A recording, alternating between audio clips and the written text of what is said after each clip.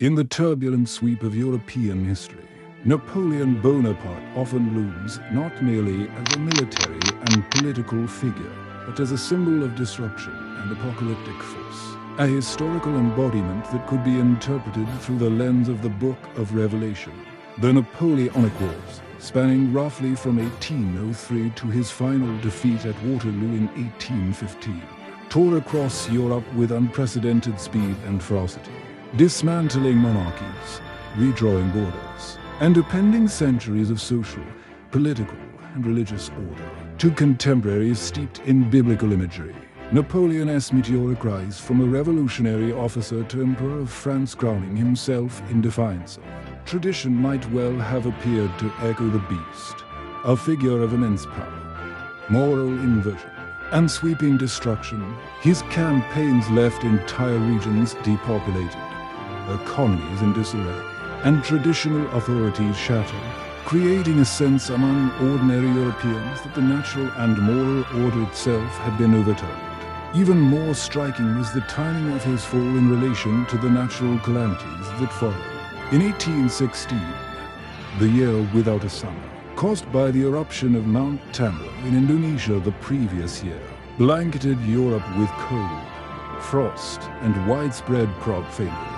Famine, social unrest, and economic strain swept through northern regions, leaving populations already exhausted from years of war. To interpret the relentless chill and failed harvests as a form of divine judgment or cosmic reckoning, reports from the period describe snow in June, unseasonably cold rains, and widespread food shortages. The famine directly influenced migration patterns, pushing waves of families to the Americas in search of survival and opportunity, and shaping cultural memory in ways that would persist for decades. Sermons, pamphlets, and folklore framed the disaster as punishment for human hubris, linking environmental catastrophe with moral order in a way that made the events feel almost apocalyptic.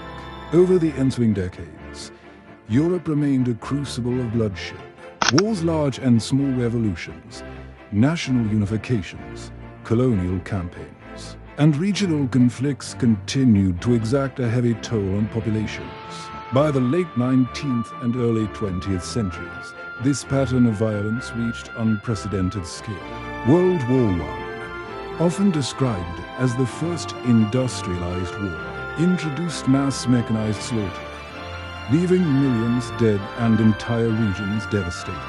In many parts of Europe, the death toll and destruction dwarfed any other part of the world in recorded history up to that point. Societies were left to grapple not only with physical loss, but with psychological trauma at the scale of entire nations, creating a sort of continental post-traumatic stress. The shared experience of fear, displacement, and grief became woven into the social and cultural fabric, influencing literature, art, and public consciousness. The trauma continued into the interwar period and erupted again during World War II, which brought even greater carnage, genocide, and destruction.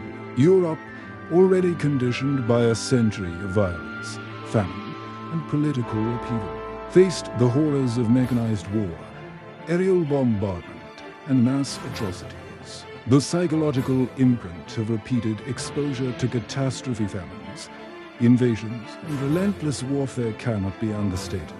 Historians and psychologists alike have noted how generations of Europeans developed a shared cultural memory of suffering, a collective awareness of mortality, fragility, and the destructive potential of ambition and ideology.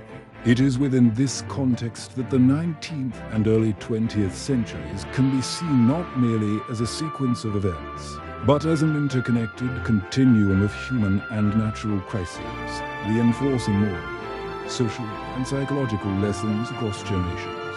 Viewed collectively, the era from Napoleon through World War II represents a period in which environmental catastrophe, human ambition, and moral reckoning collided repeatedly, leaving a lasting imprint on European consciousness. Napoleon's rise and fall, the famine of 1816, and the century of wars that followed created a continent uniquely conditioned by repeated exposure to extreme suffering. This pattern of calamity and human response through flight, migration, cultural interpretation, and political action shape both the course of history and the mental framework of entire populations. Europe's modern identity, in part, emerges from these centuries of cumulative trauma, where survival, memory, and moral reflection became inseparably intertwined with the land and the people who endured its relentless trials. The continent's history stands as a testament to the persistent interplay between ambition, catastrophe, and the human capacity to interpret, endure, and remember, creating a cultural consciousness that resonates long after the events themselves.